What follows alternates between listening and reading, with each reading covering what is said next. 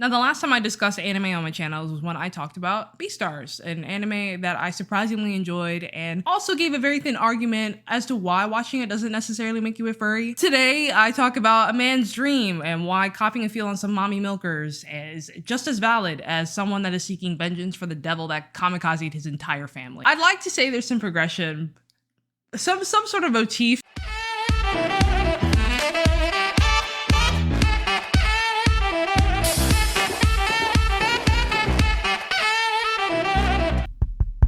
Greetings and salutations. First thing I just want to get out there before we even get into the video is thank you to everyone with the comments, the support, and the viewership on my last video, and it was a great surprise to see coming back to the space after 2 years. Definitely made me feel a bit more welcomed. I'm glad you're here. Welcome to the Gremlin Cove. We're having a good time here. Today we're talking about season 1 of Chainsaw Man, which is a shonen anime that has 12 episodes and features supernatural elements that include devils, devil hunters, and everything in between. It's produced by MAPPA, who, if you recognize that name from any of the familiar animes I might have listed, you would know that they produce pretty much everything of importance, except for Mob Psycho, unarguably the best anime I've ever seen. That's for another review. The show stars a 16-year-old boy named Denji, who from the time that his father passed away from presumably suicide, he's now in the debt of the Yakuza, who want him to cough up the equivalent of your average college debt. My thing is, why would anyone expect an 8-year-old to even be able to cough up $3 million in the span of one day? And the way that they just left him there, like, hey, you're gonna pay us $3 million in the span of the next 24 hours and we'll see you in the Hudson. You're gonna be swimming with the fishes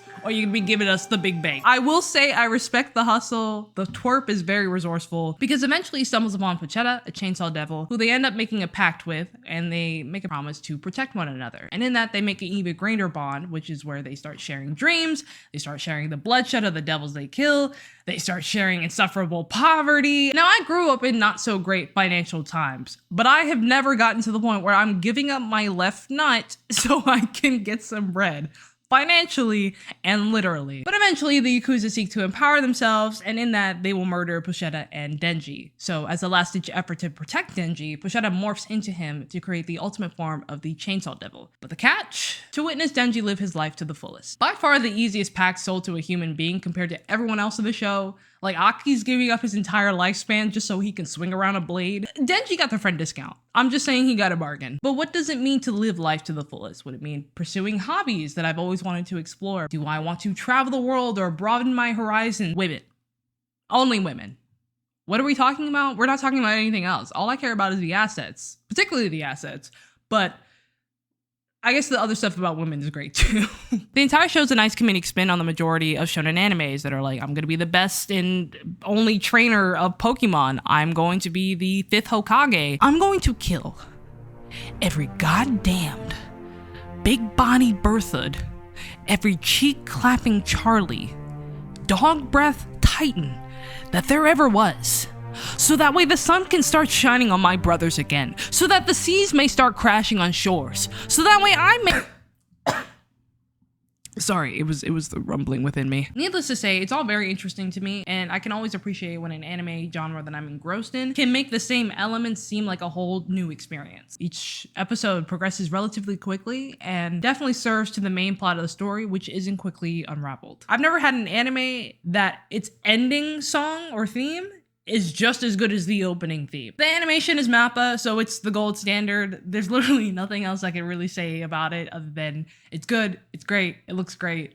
I appreciate it. There's action, there's gore, there's vomit, there's also some sexual content. There's literally no aspect in the show where you're not entertained, and it's so very fulfilling to see. I will say, after my second viewing of the anime, the fight scenes, like, I don't remember a lot that was amazing within the fight scenes in the show, besides Aki's scene. Everyone else was kind of eh. Like, I'm not saying that the show's, like, gore and graphics aren't amazing, it's just the fight scenes are a little underwhelming for me personally. That just might be me though. We can also add some more troublemakers to the roster alongside Denji, who are also devil hunters. There is Power, Aki, Himiko, and Makima, who's lead of the organization that are devil hunters known as the Public Safety Commission. We meet Makima within the first or second episode after the zombie devil fight, and she scoops up Denji as like the lost little puppy that he is, and like the manic pixie girl she is, she takes him in, feeds him, covers him in comfort, and takes him into the Public Safety Commission. She basically presents him an option, and it just seems like an endless pact with Denji. Like, either you serve the Public Safety Commission as a human, or you get to die like a devil.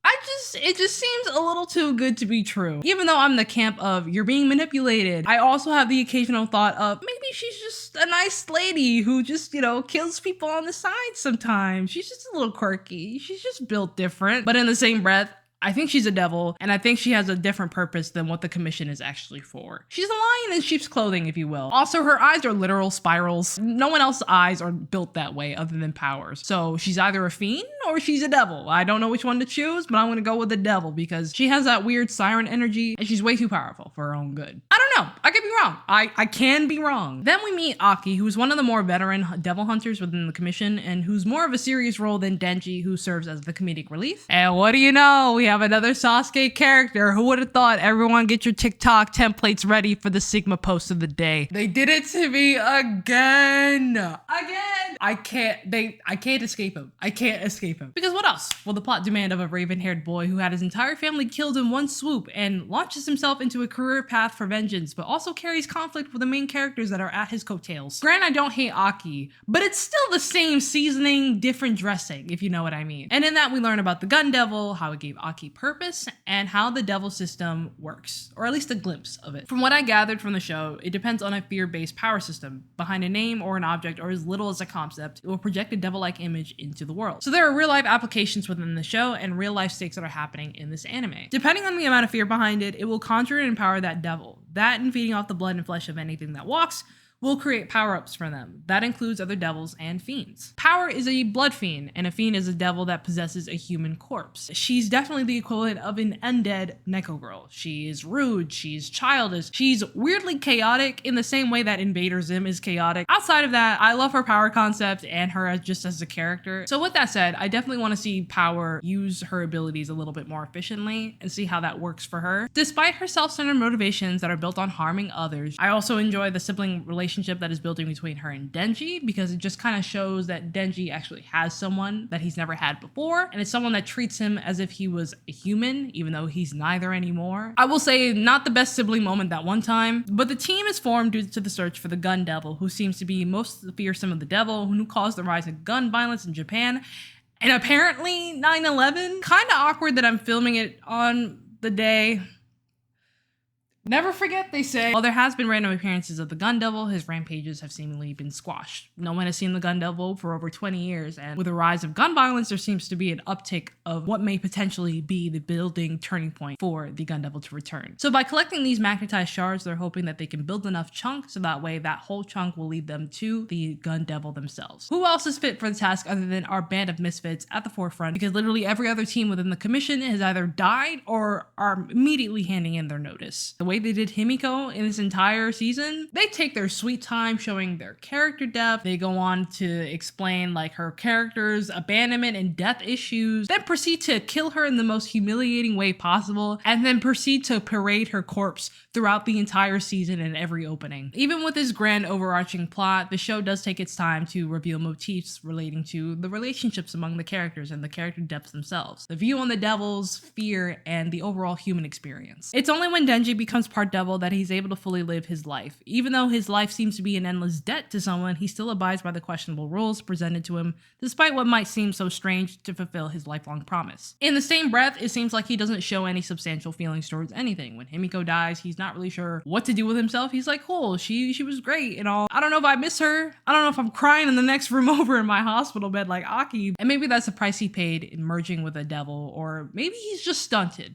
Who knows? He sees someone like Aki, Makima, and Power, and all his other coworkers within the Safety Commission with awe-inspiring goals. You have another wild card, Kobe, who is someone that wants to go to college and wants to live outside of the borders that her parents give her, but in the same breath is forced to go through either devil hunting or prostitution to help cover the tuition of the favored sibling. And I feel like Denji looks around the people that he's around and he thinks to himself, what is the point of me living life to the fullest if I don't have any goals or motivations that are pushing me forward, like Aki or Power? So he thinks real hard for like a couple seconds and he thinks Makima. But how long will that last? For a lifetime or for a moment? And is that necessarily the right focus for him? Probably not. But we'll still tune in for the next season to find out whether or not he gets laid and whether or not we get a slice of vengeance with it. I'm hoping next season they discuss more about the devil system and how it initially works.